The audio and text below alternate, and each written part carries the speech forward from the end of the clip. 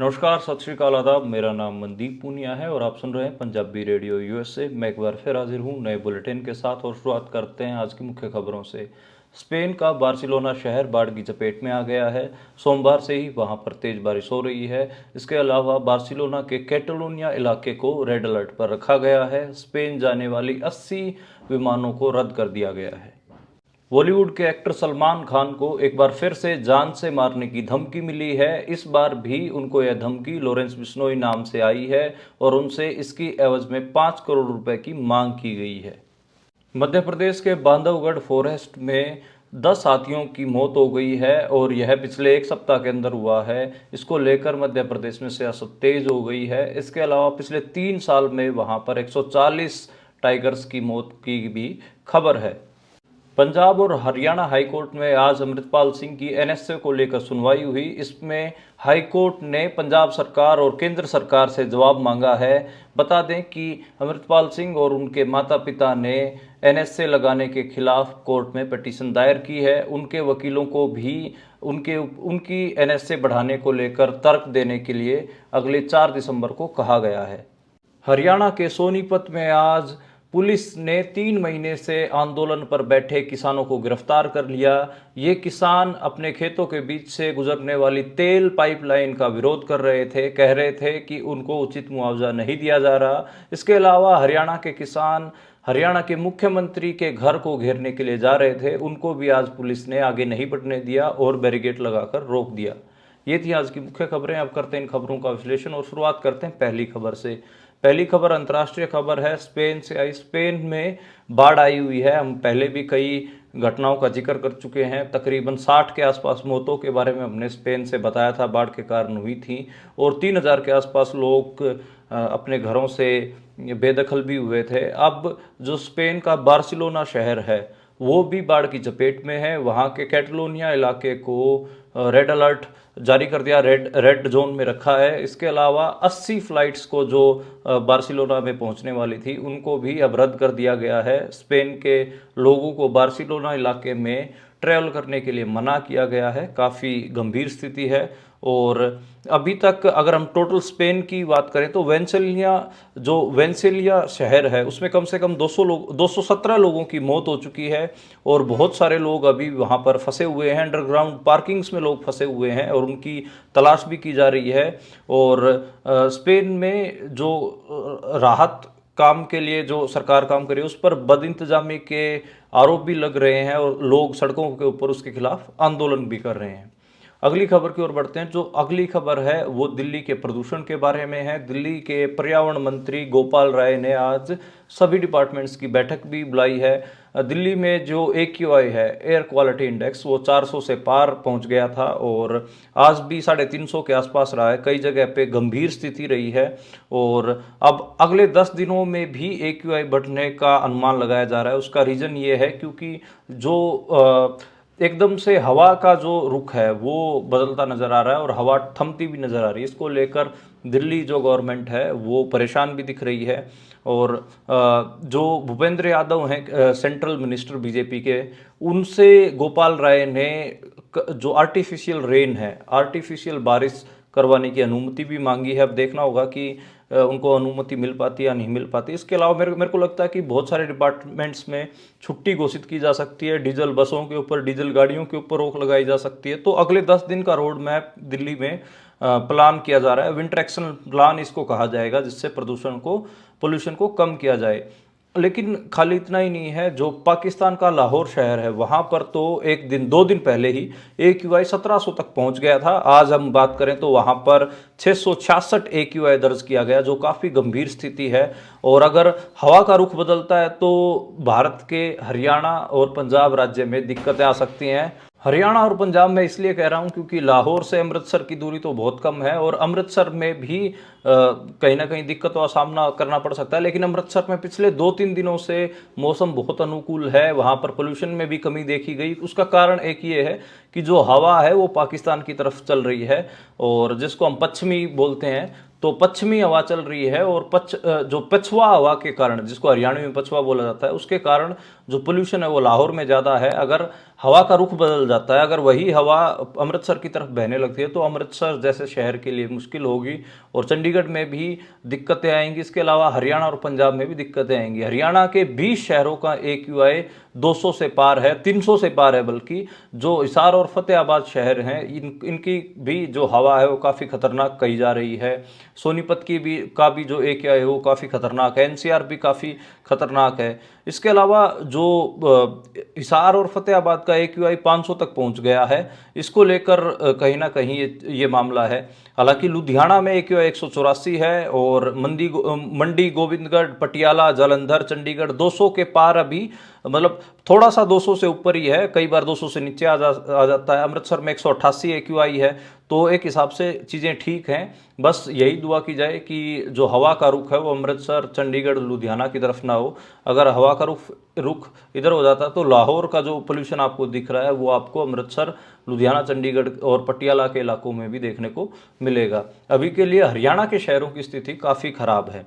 अगली खबर की ओर बढ़ते हैं और अगली खबर एक्टर सलमान खान के बारे में है। बॉलीवुड एक्टर, उनको दोबारा से लॉरेंस बिश्नोई के नाम से धमकी मिली है, 5 करोड़ रुपए मांगे गए हैं और कहीं ना कहीं लॉरेंस बिश्नोई की एंट्री बॉलीवुड में हो चुकी है। लेकिन अब ये देखना होगा कि ये सच में ही लॉरेंस बिश्नोई की तरफ से धमकी आई है या किसी और ने धमकी दे दी है।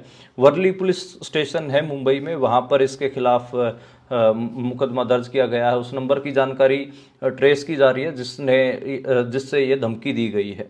अगली खबर की ओर बढ़ते हैं और अगली खबर मध्य प्रदेश के बांधवगढ़ नेशनल पार्क से आई और पिछले एक सप्ताह के अंदर ही वहां पर 10 हाथियों की मौत हो गई है, जिससे वहां की सियासत भी तेज हो रही है और पूरी दुनिया भर में इसको लेकर चिंता जाहिर की जा रही है कि जो वाइल्ड लाइफ है वो एकदम से ऐसे कैसे मर रही है।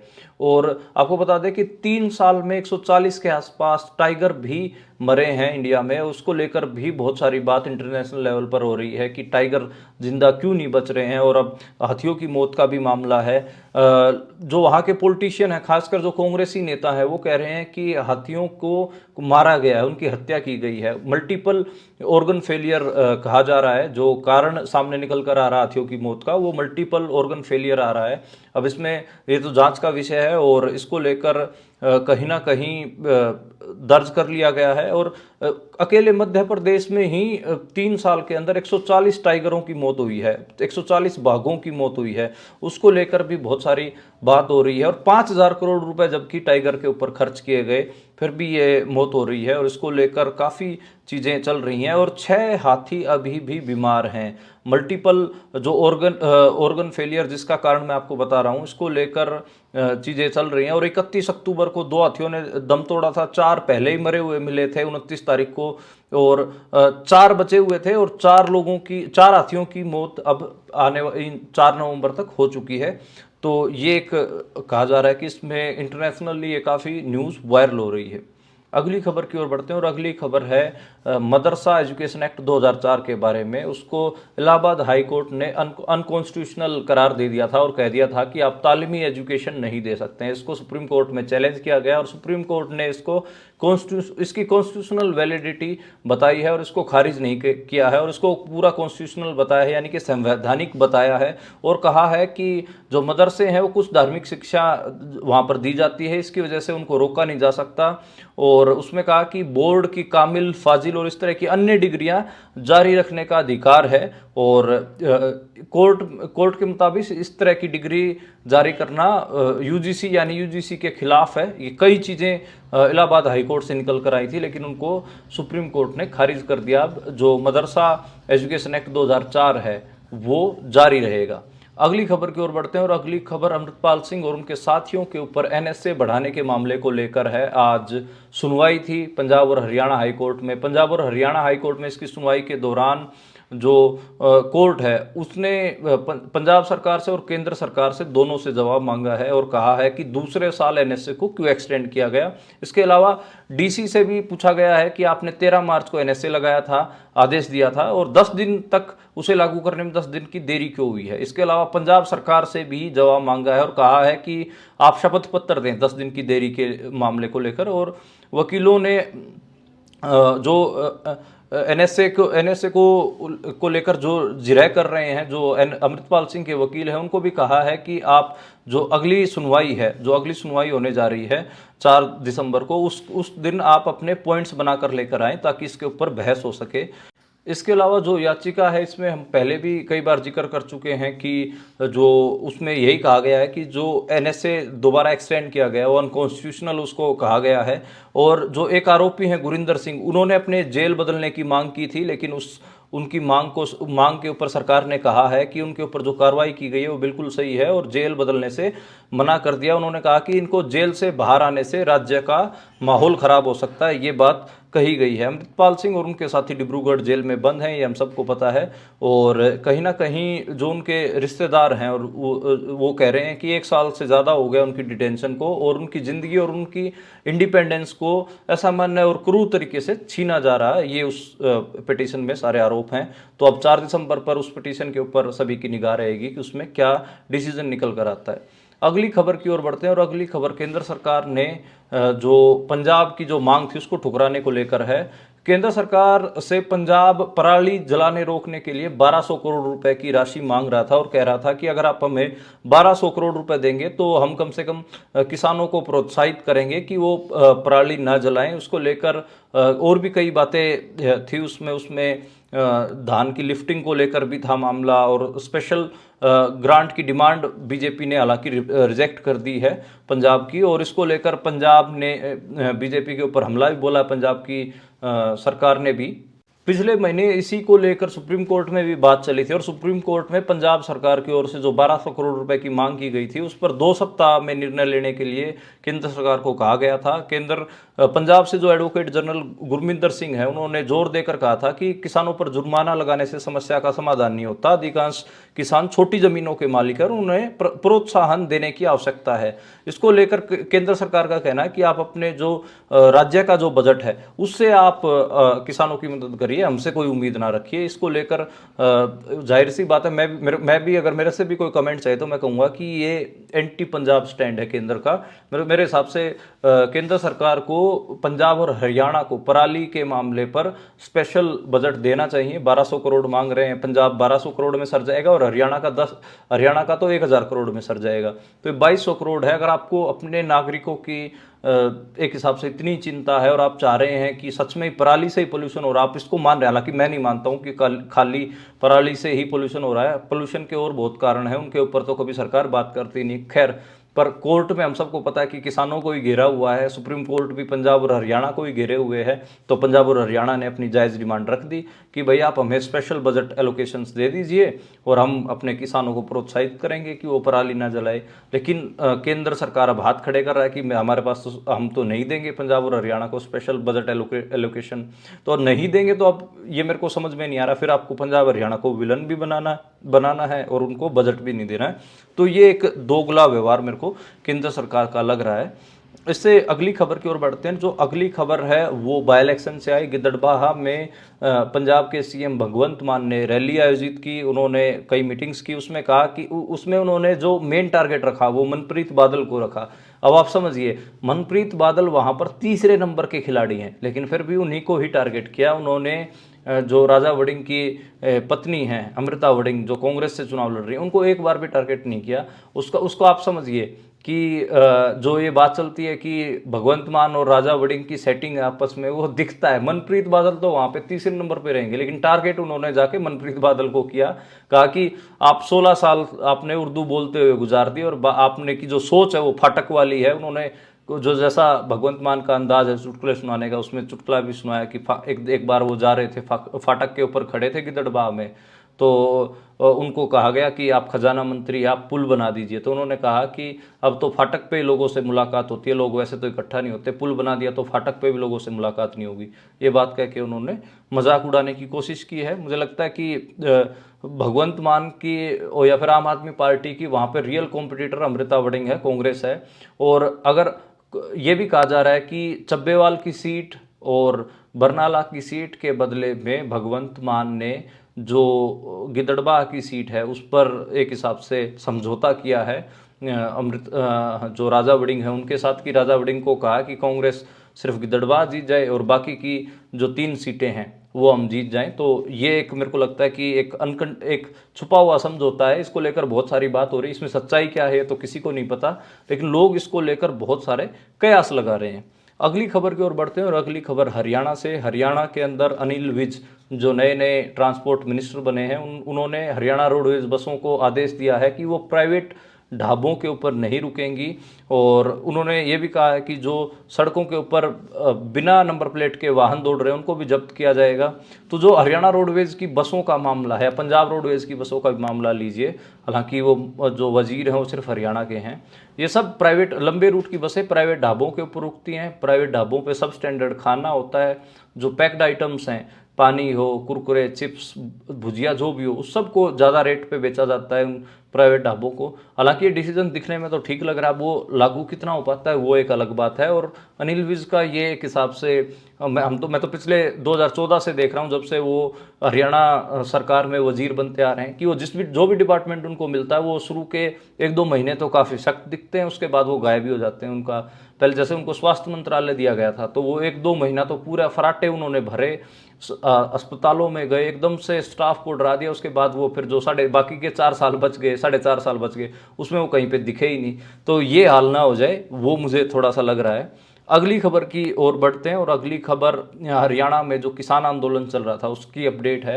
हरियाणा में सोनीपत जिले के किसान आंदोलन पर बैठे थे। मुद्दा था कि उनके खेतों से जो जो तेल की पाइपलाइन है वो बिछाई जा रही थी, और उनकी डिमांड थी कि हमें मुआवजा मिले। मुआवजा कम दिया जा रहा था, 3 से 4 लाख रुपए मुआवजा दिया जा रहा था, जबकि किसान डिमांड कर रहे थे कि उन्हें 10 लाख रुपए मुआवजा मिले, क्योंकि एनसीआर, दिल्ली, इधर जो खेतों से जो लाइनें गई हैं वहाँ पर 10-10 लाख रुपए भी मुआवजा दिया गया है। तो 10 लाख मुआवजा ठीक डिमांड थी, लेकिन आज तेल कंपनी के कर्मचारियों के साथ पुलिस आई और बहुत ज़्यादा मात्रा में पुलिस थी। उन्होंने उन किसानों को डिटेन कर लिया पुलिस ने, और फिर जो तेल कंपनी के कर्मचारी थे उन्होंने अपना काम चालू कर दिया।